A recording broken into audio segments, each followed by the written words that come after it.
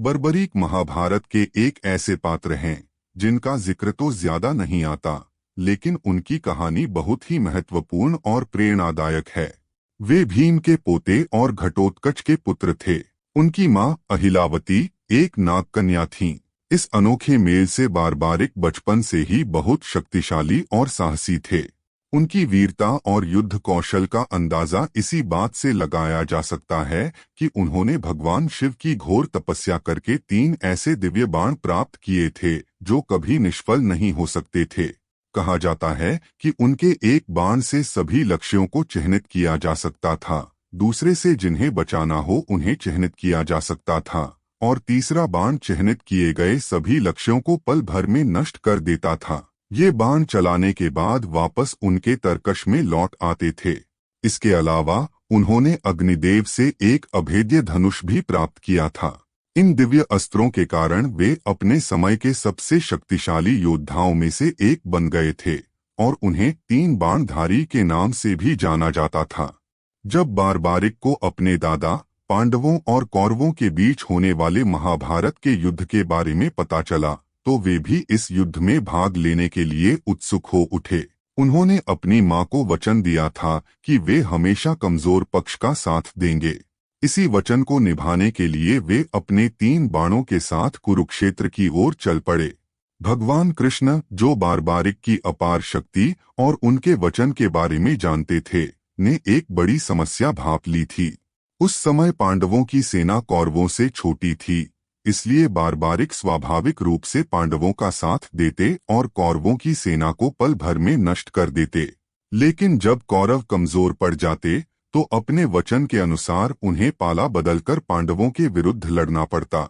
इस तरह दोनों सेनाएं नष्ट हो जाती और बारबारिक अकेले ही बचते।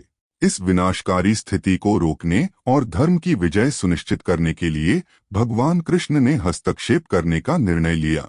उन्होंने एक ब्राह्मण का रूप धारण किया और बारबारिक को रास्ते में रोका।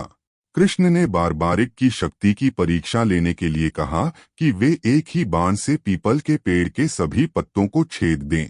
बारबारिक ने चुनौती स्वीकार कर ली। जब वे अपना बाण साध रहे थे तो कृष्ण ने एक पत्ता तोड़कर अपने पैर के नीचे छुपा लिया। बारबारिक ने बाण चलाया और उसने सभी दिखाई देने वाले पत्तों को छेद दिया और फिर कृष्ण के पैर के चारों ओर घूम गया। यह दर्शाता था कि उसने छुपे हुए पत्ते को भी लक्षित कर लिया था। यह शक्ति देखकर कृष्ण चकित रह गए। बारबारिक की प्रतिज्ञा और उनकी अद्वितीय शक्ति के परिणामों को जानते हुए कृष्ण ने बारबारिक से दान मांगा। उन्होंने बारबारिक का शीश युद्ध में धर्म की विजय के लिए बलिदान के रूप में मांगा। कृष्ण के वास्तविक स्वरूप और इस असामान्य अनुरोध के कारण को समझने के बावजूद बारबारिक अपने वचन के पक्के और भक्त होने के कारण स्वेच्छा से बलिदान के लिए तैयार हो गए। उन्होंने केवल एक वरदान मांगा, उन्हें पूरे महाभारत युद्ध को देखने का अवसर मिले। कृष्ण ने उनकी यह इच्छा पूरी की।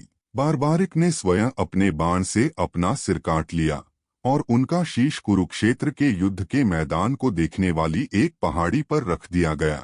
वहां से उन्होंने पूरे 18 दिन के युद्ध को देखा। युद्ध के बाद विजयी पांडवों के बीच इस बात पर बहस हुई कि उनकी जीत का श्रेय किसे जाता है। भगवान कृष्ण ने सुझाव दिया कि वे बारबारिक से पूछें, जिन्होंने सब कुछ देखा था। बारबारिक के शीश ने घोषणा की कि केवल कृष्ण ही विजय के लिए उत्तरदायी थे, क्योंकि उनकी दिव्य रणनीतियों और हस्तक्षेपों ने ही घटनाओं को निर्देशित किया था।